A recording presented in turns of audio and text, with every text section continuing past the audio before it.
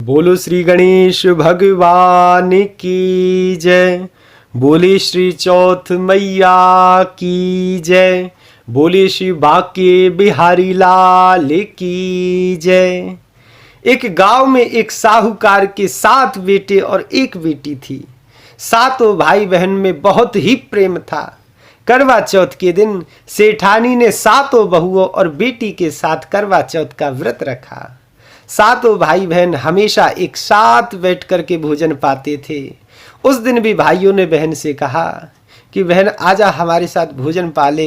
तो बहन ने कहा नहीं भैया, आज मेरा करवा चौथ का व्रत है। जब तक चंद्र उदय ना हो जाए, श्री चंद्र देवता को अर्घ ना दे लूं, तब तक प्रसाद नहीं पाऊंगी।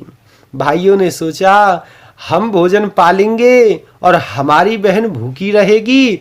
तो एक भाई ने दिया लिया और एक भाई ने छलनी ली। दोनों पहाड़ पर चले गए, दिया जलाया, उसके ऊपर छलनी ढक दी और कहा कि बहन देख देख देख चंद्रमा उदय हो गया, बहन अर्घ दे जल्दी से और हमारे साथ में भोजन पा। बहन ने भाभियों को कहा भाभियों देखो चंद्रमा उदय हो गया है। भाभियों ने कहा कि तुम्हारे भैया तुम्हारे साथ में मजाक कर रहे हैं। भाभियों की बात पे ध्यान ना दिया और चंद्रमा को अर्घ दे करके भाइयों के साथ में भोजन पाने लगी। अब तो भोजन पाते समय एक बड़ा ही आश्चर्य हुआ।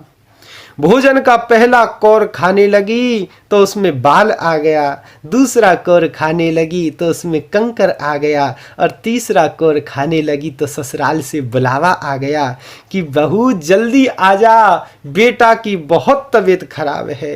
अब तो रुदन करने लगी। मैया दौड़ी दौड़ी आई, कहने लगी बेटी क्या हुआ? कहा कि मैया मुझे ससुराल जाना है, उनकी बहुत तबीयत खराब है। मैया ने कहा बेटी चली जा, लेकिन तुझे विदा तो कर दूं। मैया ने संदूक खोली तो उसमें सफेद कपड़ा निकला। अपशकुन हो गया। दूसरी संदूक खोली विदा करने के लिए तो उसमें भी सफेद कपड़ा निकला।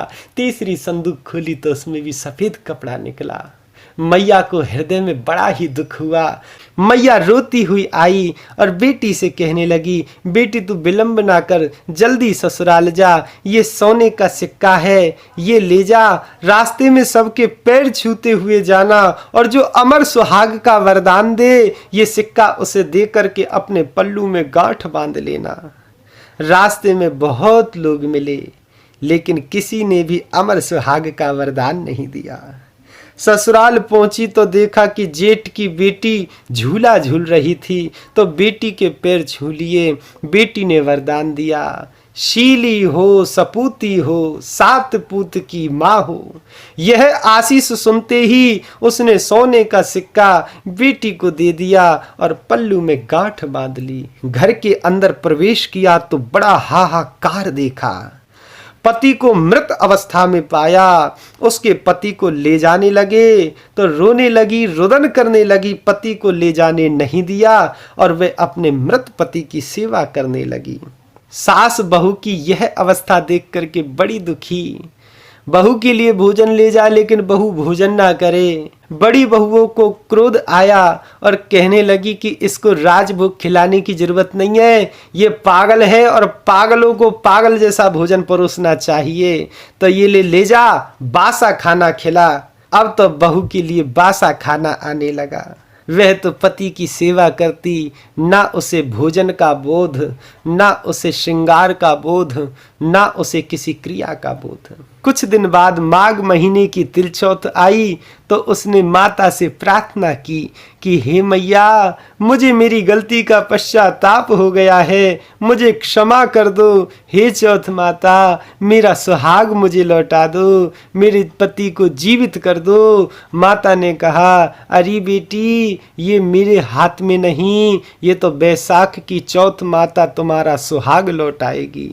बैसाख की चौथ आई, फिर उसने प्रार्थना करी तो फिर मैया ने कहा अरे बेटी, ये मेरे बस की बात नहीं, भादों की चौथ आएगी, वही तुम्हारा सुहाग लौटाएगी। भादों की चौथ आई, रुदन करती हुई बोली मैया मुझे क्षमा कर दो, मेरे पति को मुझे लौटा दो, मेरा सुहाग मुझे लौटा दो। भादों की चौथ ने कहा अरे बेटी, सबसे बड़ी चौथ तो श्री गणेश जी की चौथ है, श्री कार्तिक चौथ चौथ है, श्री कृष्ण की चौथ है। कृष्ण की कृपा हो जाए, श्री गणेश जी का आशीर्वाद मिल जाए तो तेरा पति तुझे मिल जाएगा। यह कह करके मैया अंतर ध्यान हो गई। कार्तिक महीने की चौथ आई, श्री कृष्ण भगवान से प्रार्थना करने लगी। नंद नदन ए बंसी वारे कौन द्वार अब जाऊं, सबके दाता सबके स्वामी कौन की आस लगाऊं, सब जग में तेरो ही राज, आस अब कौन की करूं। रुदन करने लगी। श्री कृष्ण भगवान ने विनती सुन ली और करवा चौथ मैया से कहा कि तुम जाओ, मेरा भक्त रो रहा है, मुझसे अपने भक्तों का कष्ट देखा नहीं जाता। भगत मेरे मुकुटमणि में हूँ भक्तन को दास, मेरे भक्तों से रुष्ट मत होना और सबसे पहले मेरे भक्त के यहाँ पर जाना। मैया आई और आकर के रुष्ट हो गई तो मैया के पैर में कांटा लग गया। जो कांटा लगा तो मैया चिल्लाई। मैया की आवाज सुनकर के बहू घर से बाहर आई तो क्या देखा, मैया के पैर में कांटा लगा हुआ है, रुधिर बह रहा है। ये देखा ना गया, मैया का कांटा निकाला। मैया इस सेवा से प्रसन्न हो गई और कहा, मांग बेटी मांग, क्या मांगना चाहती है। तो बेटी रोती हुई बोली, तुम ही हमारे मात पिता हो और न जग में कोई, जो कोई तेरी शरण में आयो अपनी विपदा खोई, वाको तरी जाए डूबो जहाज, आस अभी कौन की करूं।